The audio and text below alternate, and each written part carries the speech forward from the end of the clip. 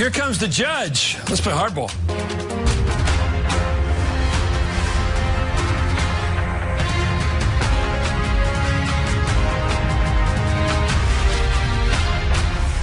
Good evening. I'm Chris Matthews in Washington. Donald Trump came face-to-face last night with the limits of his political power in a primary fight down in Alabama that pitted an establishment-backed candidate against a conservative firebrand. President Trump bet on the establishment candidate and lost big. The president even went down to Alabama himself last week to rally supporters for his candidate, Luther Strange. He downright tweeted for his guy.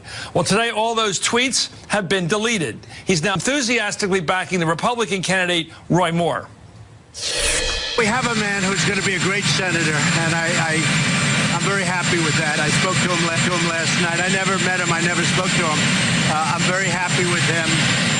And I have to say, Luther came a long way from the time I endorsed him, and he ran a good race. But Roy ran a really great race. And I know what they did with Mitch, and they used him very much in the campaign.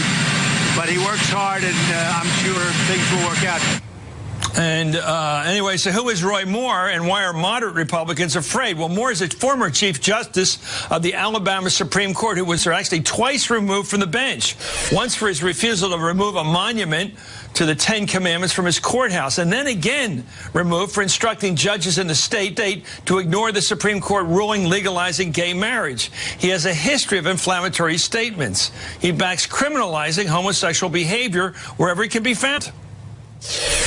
Do you think that homosexuality or homosexual conduct should be illegal today? That's a yes or no question. Homosexual conduct should be illegal. Yes. Well, he's called homosexuality itself an inherent evil and abhorrent, immoral, detestable, a crime against nature, and a violation of the laws of nature and of nature's God. He has suggested the attacks of 9/11 happened because God was punishing what he calls perverseness.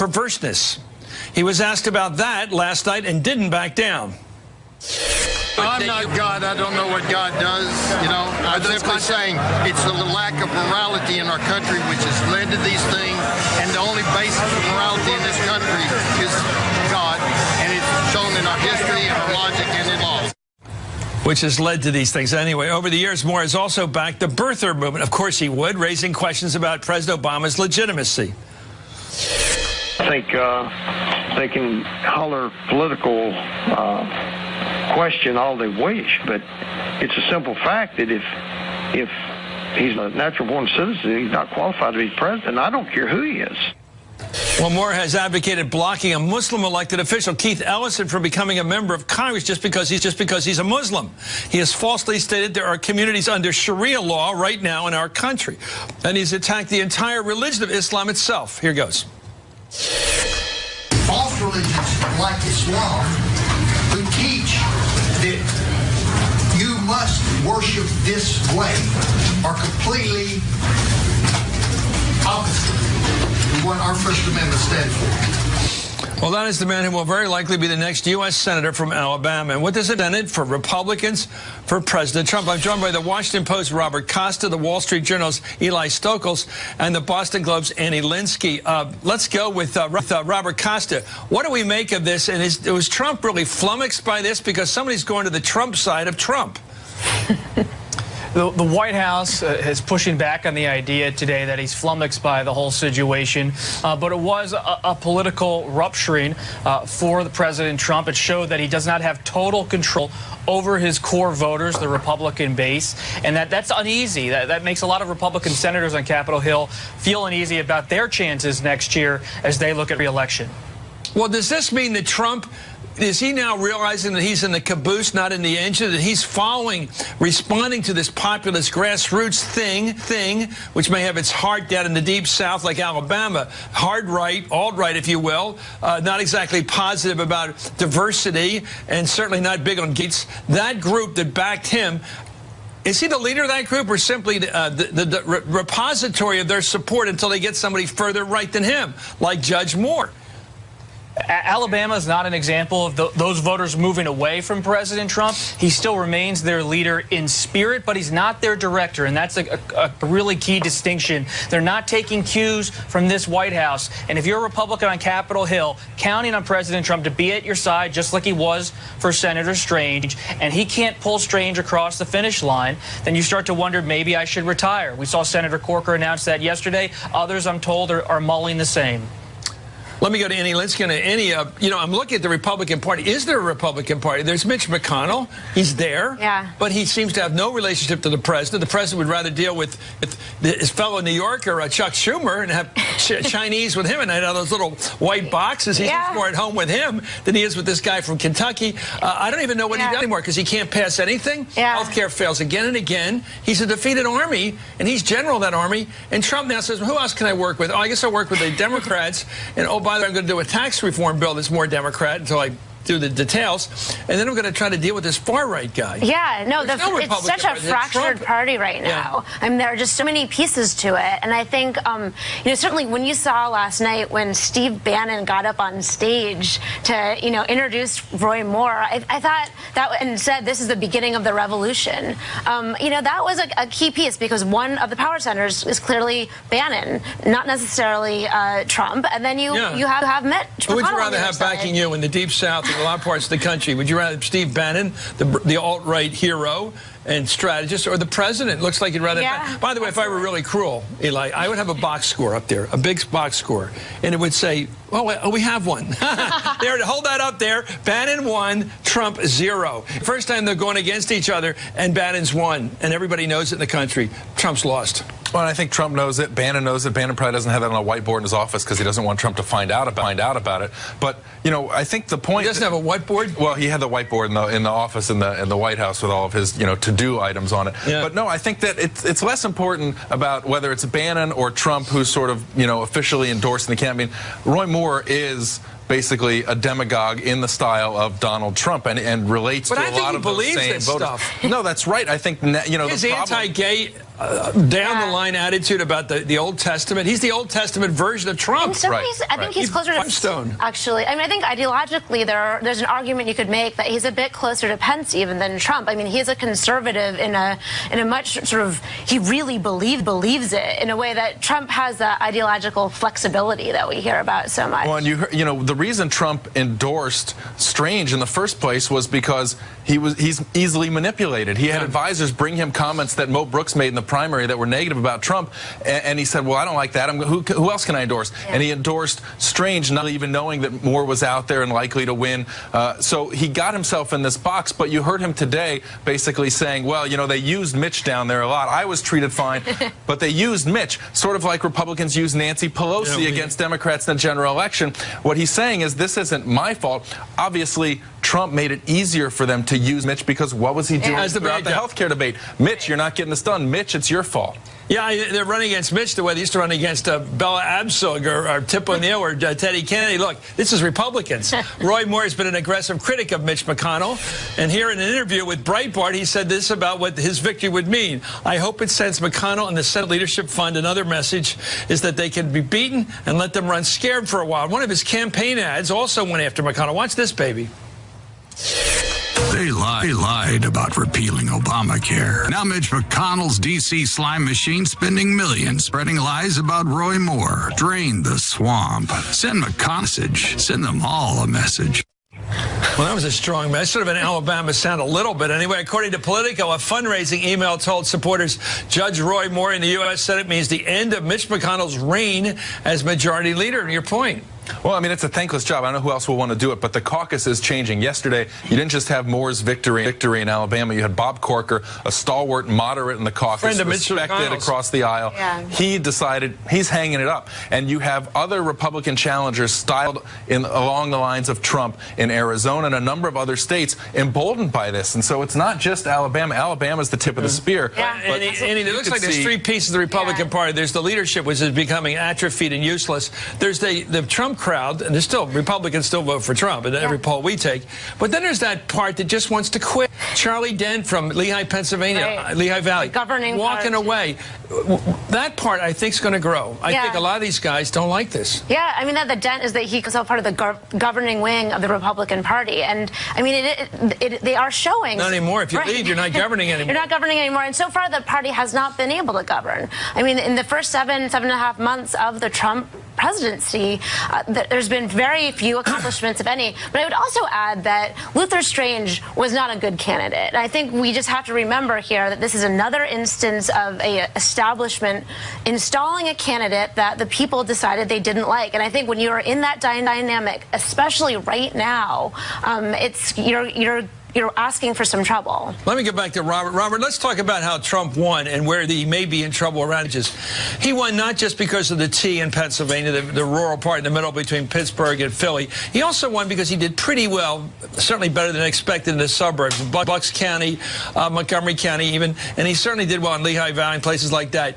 Now you see Charlie Dent from Lehigh Valley quitting. What about all those other guys, Fitzpatrick, Drake, and Meehan and all those? Are those people getting a little, and people from South Jersey, are they all getting a little nervous about their kissing cousin here? They're not nervous when they hear them talk about tax cuts today. To them, that's what the kind of refrain they would prefer to hear every day. What makes them nervous is the weekend talking about the NFL and taking a knee and the flag and the politics of grievance and the president's wading into the culture wars. That makes suburban Republicans skittish about their reelection chances, and they just are not confident that the president can focus his message, focus the party ahead of 2018.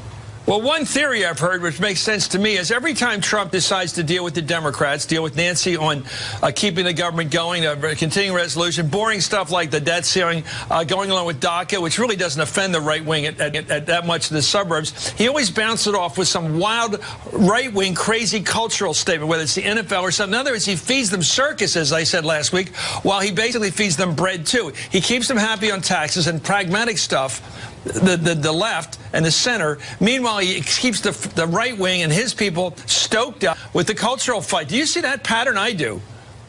He's mixing it up like a baseball pitcher. He's mixing it up, the right-wing cultural stuff with the pragmatic deal-making with the center and the left.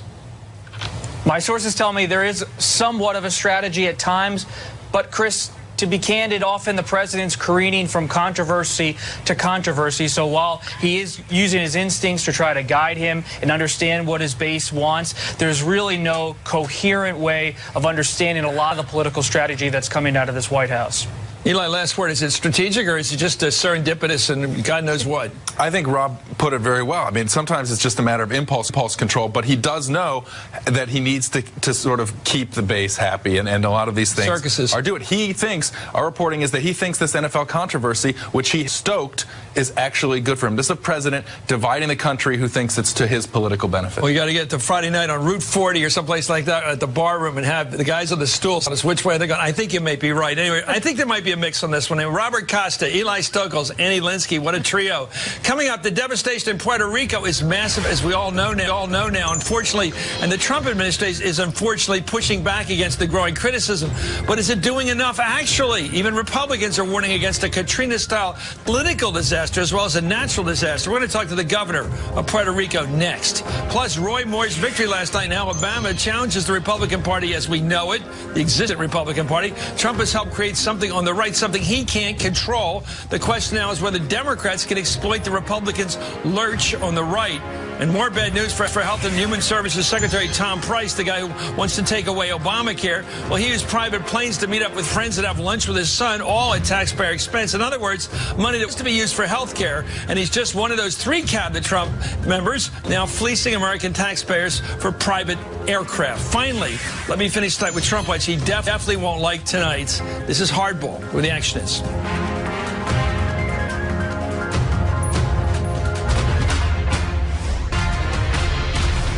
We need diesel, we need gas, we need running water, we need some sort of way for to find their way around, and we need our hospitals not to become death traps. So this is a big SOS for anybody out there. Welcome back to Harbor. That was San Juan Mayor Carmen Yulon Cruz detailing the humanitarian crisis that Puerto Rico faces and asking the U.S. government to do more to help. Well, today, President Trump said he feels badly for the people of Puerto Rico and reiterated his planning to visit the island next Tuesday. Puerto Rico is a very difficult situation. I mean, that place was just destroyed. That's not a question of, gee, let's dry up the water, let's do this or that. I mean, that place was flat. That is a really tough situation. I feel so badly for the people. Well, the Trump administration has also come under criticism for not waiving the Jones Act. That act requires that ships going between U.S. owned by and crewed with Americans. Anyway, the act was waived after Hurricanes Harvey and Irma, and critics say it's slowing down the aid that Puerto Rico needs right now.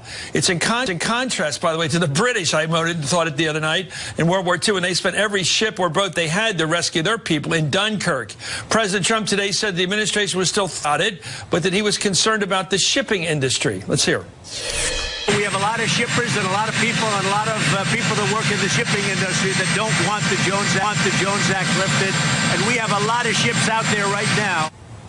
I'm joined right now by Puerto Rico Governor Ricardo Rossello. Governor, thank you for joining us. You know every question. So let me ask you this. Generally, is the U.S. government in Washington doing the job for Puerto Rico right now?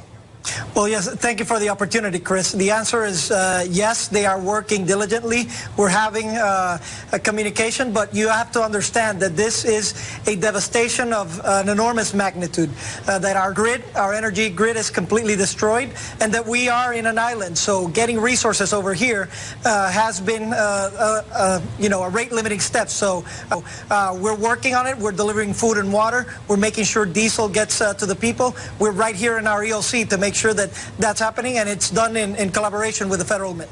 Do you want the president to waive the Jones Act? I think he should.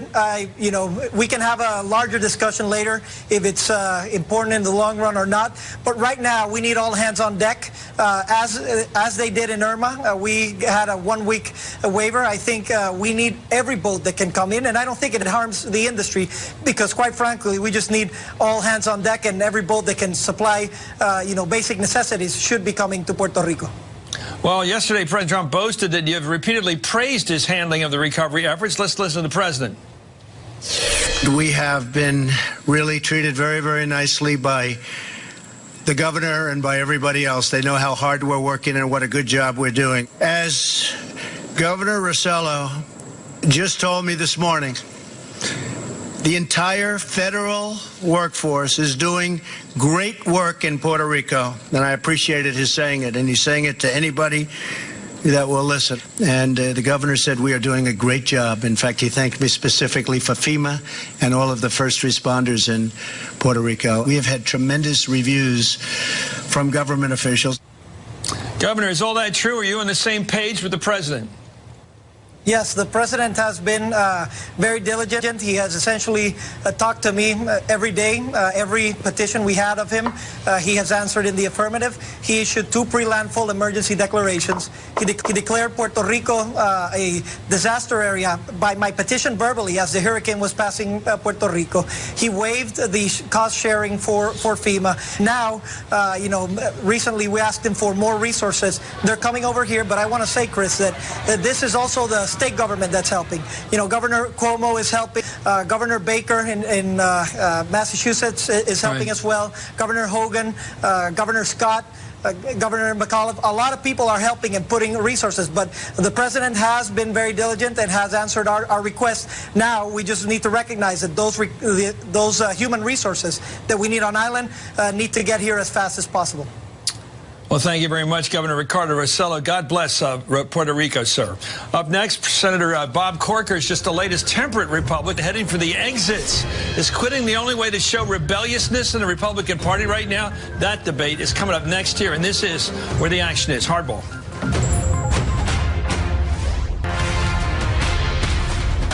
I'm honored to be here today with many of your tremendous modern-day leaders.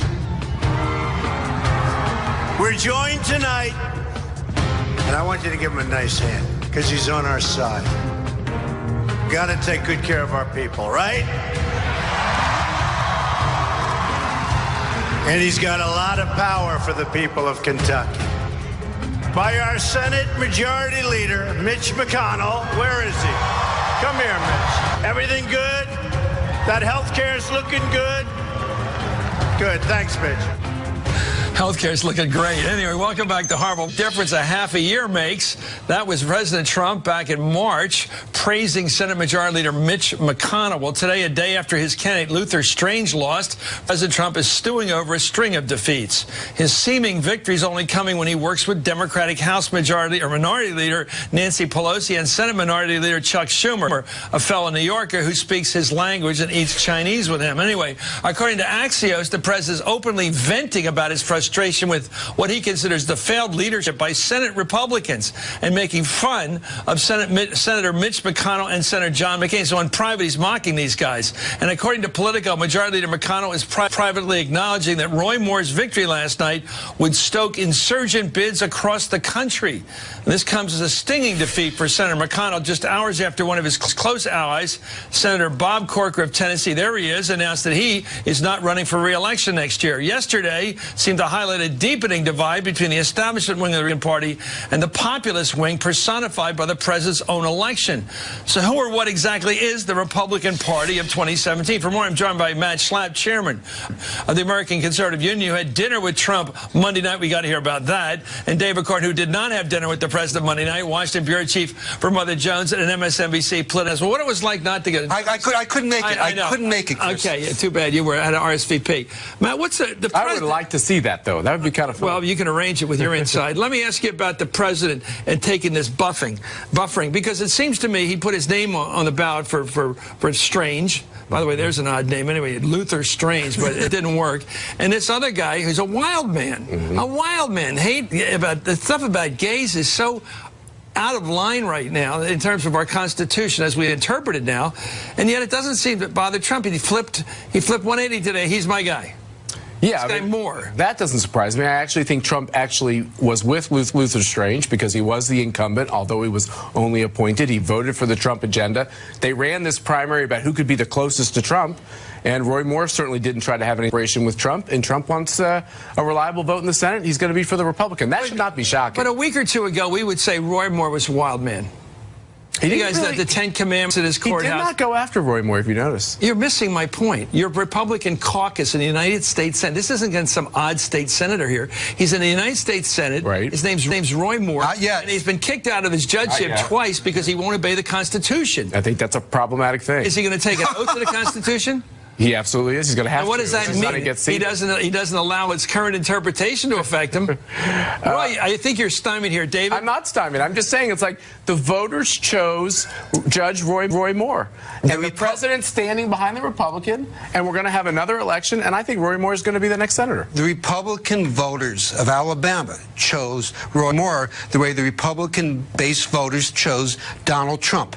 They are going for some of the more extreme and erratic candidates that the party has to offer. They're turning against the governing Republicans, anybody with any real experience for the job. Listen, Roy Moore not only compared homosexuality to bestiality, he's not just against it, he calls it bestiality, and at Mother Jones we just put up that clip, but also he says there's Sharia law in Indiana and Illinois. That shows that he really is not that smart a person. Yet Republican primary voters chose him, and it shows that the party is sort of still in the grips of this Tea Party fever in which they're turning towards extremists who want to disrupt and destroy and who don't show experience or competence. Well, let me just tell you, as far as the Tea Party move is concerned, they were focused on the Constitution, which I think we all think is a good thing. As far as the governing majority, this is the big thing, which is the problem for Mitch McConnell and the other leaders who I have respect for in the Congress is that the base of the Republican Party feels like they're actually not governing and getting it done.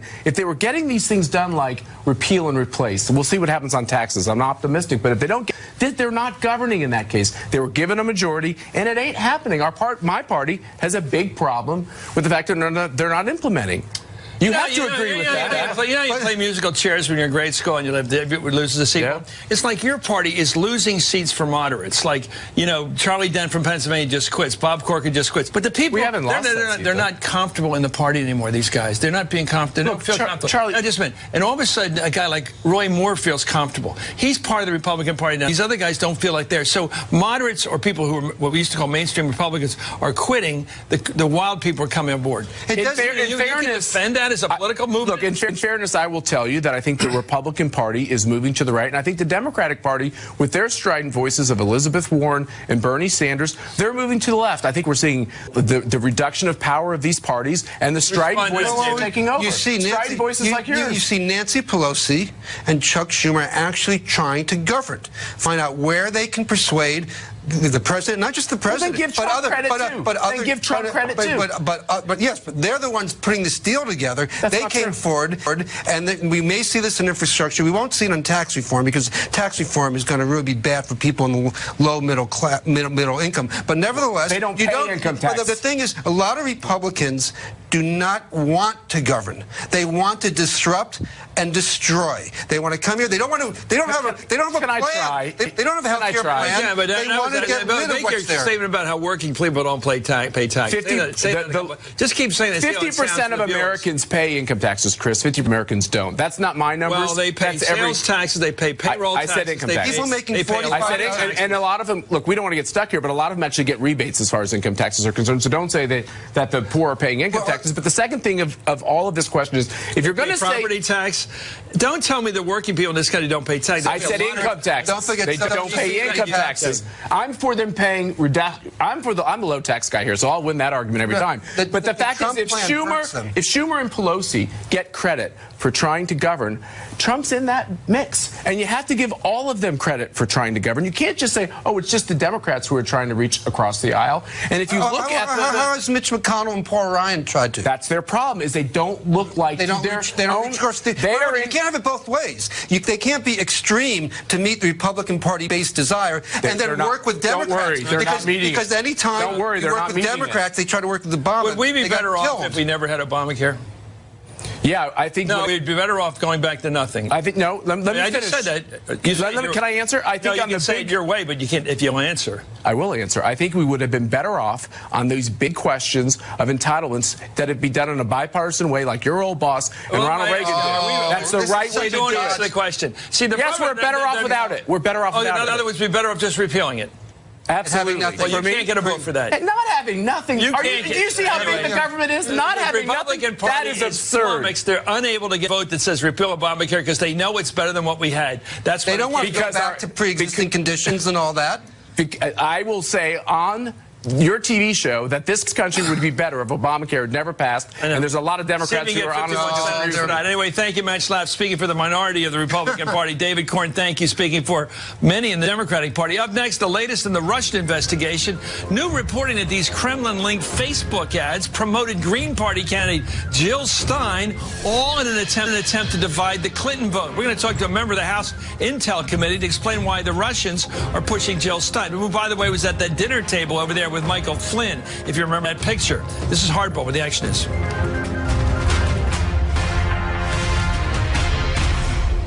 Welcome back to Hardball. Trump is lashing out over reports revealing the extent of the Russian-sponsored ad campaign on Facebook during the 2016 election. He now says the social media company actually worked against him, suggesting that Facebook also colluded with other media outlets. Quote, Facebook was always anti-Trump. The networks were always anti-Trump. Hence, fake news. The New York Times and Washington Post were anti-Trump. Collusion? Well, this comes as Politico reports that a number of Russian-sponsored ads on Facebook were designed to peel support away from Hillary Clinton among left-wing voters. Some backed Bernie Sanders and his platform even after his presidential campaign had ended. Furthermore, Jill Stein was the beneficiary of at least one of the Russian-bought political ads, according to a person with knowledge of the ad. It said, choose peace and vote for Jill Stein. Trust me, it's not a wasted vote. Well, the Capitol Hill newspaper is reporting late tonight tonight that the Senate Intelligence Committee has invited Facebook to testify in an open hearing. NBC News also reports that representatives from Twitter will meet with both intelligence committees tomorrow. I'm joined right now by Democratic Congressman Eric Swalwell of California, who sits on the House Intel Committee. Congressman, I am overwhelmed because I'm looking at numbers last campaign that shows how Jill Stein, a minority candidate who only got a few votes, made the difference in states like Michigan, where she got 51,000 votes. The margin there between Hillary Clinton and Trump was 11,000, 5 times the vote she took away from the battle between the top two. In Wisconsin, she got 31,000 votes. Trump won by 21,000. So if there was a conniving here, a strategy to destroy the election for Hillary by dividing up the left and center vote, it worked. My question to you, write the history of this campaign. Will they write that the Russian involvement in dividing and conquering on the progressive side of the political spectrum was decisive? Chris, good evening.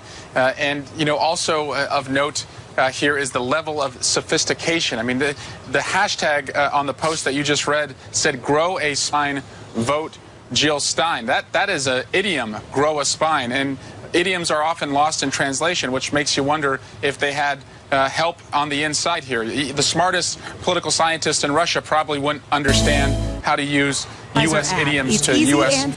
Voters. And so I do think they weren't just lifting up Donald Trump and tearing down Hillary Clinton. They were trying to alienate likely Clinton voters and peel them off away. And so that's what we're seeking to understand. Do you know that the technology which would allow us to prove what you just said, or to find the truth there about how Facebook was used, how smart intel spotting on the ground like suggest, and knowing the idioms and things like that, how that all worked together in terms of a collusion? How would you have to prove something like that?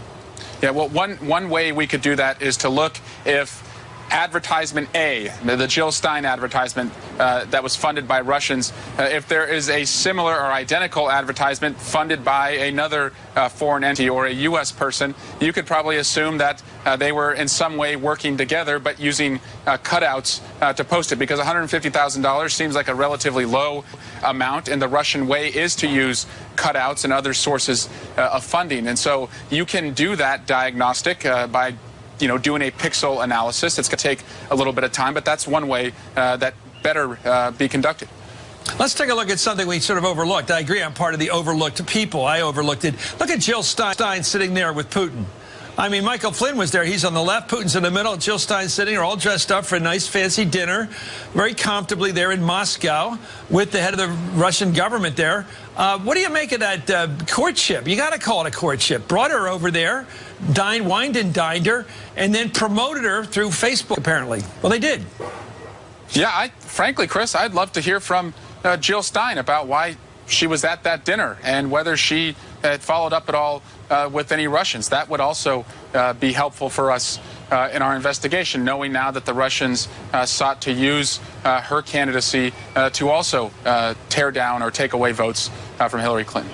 Well, I couldn't get her on hardball, but I guess Putin knew how to get the big get. He got her over there. I couldn't get her here in Washington. I couldn't even get Gary Johnson here, who didn't know any world leaders. He couldn't name one world leader, but she wouldn't even come on this show, but she wouldn't mind hanging around with him. This is interesting stuff, that the Russians are sophisticated enough to divide the progressive side of the political spectrum to the detriment of the one progressive, Hillary, that could have won. Thank you very much, U.S. Congressman Eric Swalwell of California on the Intel Committee. Up next, is this draining the swamp? Health and Human Services Secretary Tom Price is under fire for taking taxpayer-funded private jets when he could have taken the regular commercial flight. He's not the only cabinet member under fire for the same reason, reportedly abusing the system. That's next with the roundtable. These guys are supposed to be cleaning the swamp. They're swimming in it. Watching hardball.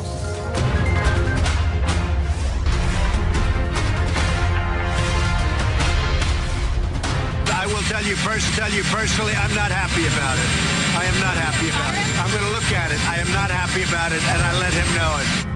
He's not happy about it, and he'll let him know it. Welcome back to Harvard. That was Trump being clear and commenting on Health and Human Services Secretary Tom Price's use of private jets for official business. The cost to taxpayers for that travel, more than $400,000 since May. Well, Politico reports that Price often combined business with pleasure, writing that, quote, Price took a government-funded private jet in August to get to St. Simon's Island, an exclusive Georgia resort where he and his wife own land. A day and a half before, he addressed a group of local doctors at a medicine conference announcements, adding that on June 6th, HHS chartered a jet to fly Price to Nashville, where he owns a condominium and where his son resides. Price toured a medicine dispensary and spoke to a local health summit organized by a longtime friend. He also had lunch with his son. Well, the HHS Inspector General is conducting a review of those expenses, and now the president says he's looking into Price, too. Let's watch.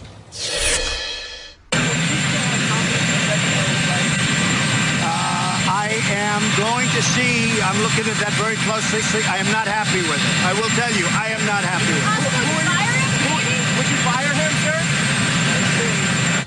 We'll see. Did you hear that? The Price is one of the Trump cabinet members facing questions about their air travel. Let's bring in the Hardball Roundtable with Cornell Belcher, a Democratic pollster, MSNBC political analyst as well. Betsy Woodruff's a politics reporter for the Daily Beast, and John Feary is a Republican strategist. John, what do you make of this kind of stuff? You could say small potatoes, but it's what most people can connect with.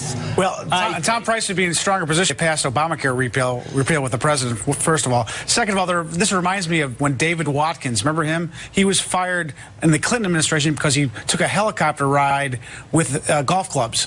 Anytime you embarrass your boss in this kind of way, it's bad for you, especially if the boss already is not sure about you.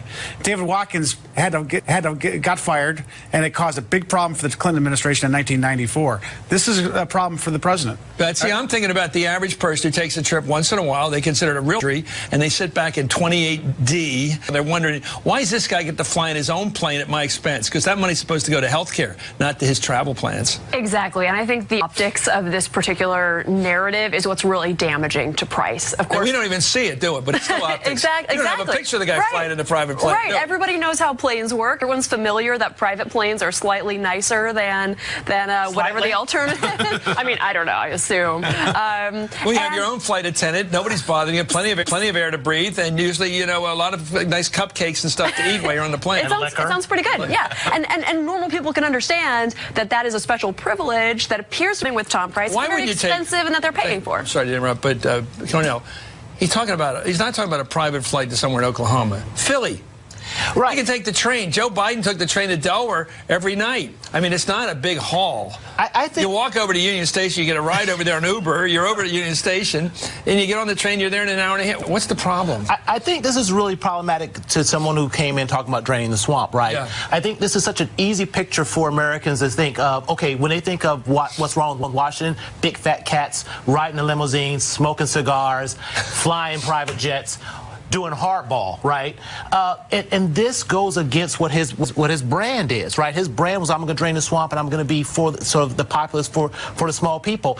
And I think this is actually an important story for Democrats because this undermines the foundation of Donald Trump's brand, and what he talks about is draining the swamp, and he's actually filling the swamp with billionaires. Let me fill up the rest of this dance card. It's not just Price who's under scrutiny for his expensive travel habits. The EPA Inspector General is reviewing the cost of EPA Administrator Scott Pruitt's frequent trips home to Oklahoma. And the Treasury Department is looking into Secretary Steve Mnuchin's use of a military jet to fly from New York to Washington at the tune of $25,000. Here's how Mnuchin defended that travel. Let me say that the Inspector General is reviewing my travel. I look forward to that review. I'm comfortable, and we've had our legal counsel review everything, but if there's suggestions, we'll follow it.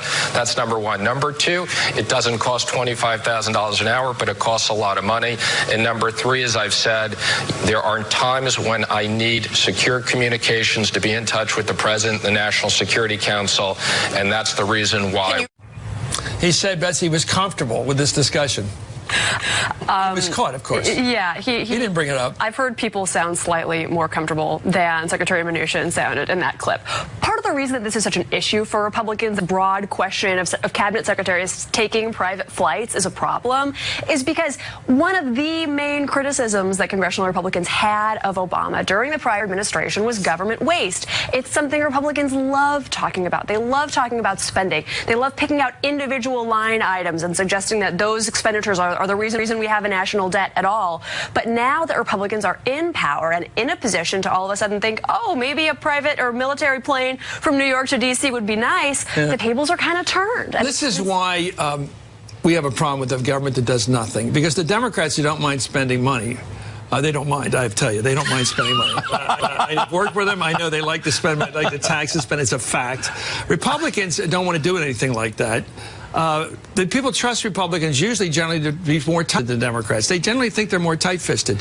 This isn't helping. Although it's not necessarily true. I mean, if you look at where the deficit explodes, Chris, it explodes actually under Republicans. Well, it explodes when we have a recession. That's when it explodes. Well, you can explain this because there's a busy schedule and they have a lot of places to go, and it can be a pain to take commercial travel. That being said, Republicans don't like this this wasted money from the tax. Trump doesn't like it. And Trump doesn't like it. Trump? And this he's ready to fire that guy's butt right there on that camera. He was caught on camera, and he knew the wrong position to be in would be to defend this guy. And this is the problem for those cabinet secretaries, is Trump doesn't have a lot of patience for this stuff. Or loyalty. And what happened to Steve Bannon? Bannon got way ahead of the president. He got fired. If you get way ahead of the president or cause him any kind of embarrassment, you're going to get fired. And it wasn't just, this doesn't just happen with President Trump. It happens with a lot of presidents. Who's winning the fight, Bannon or Trump? I think right now it's Bannon. But okay, thank you. We saw the box score earlier. Bannon's beating Trump. I think Trump's still winning. I think they're still on the same side. Are you a Trumpster now? I'm for the country doing better under this president. You're not running for office. The roundtable sticking with us. That's well said by our friend John Fury. This is hardball, where the action is.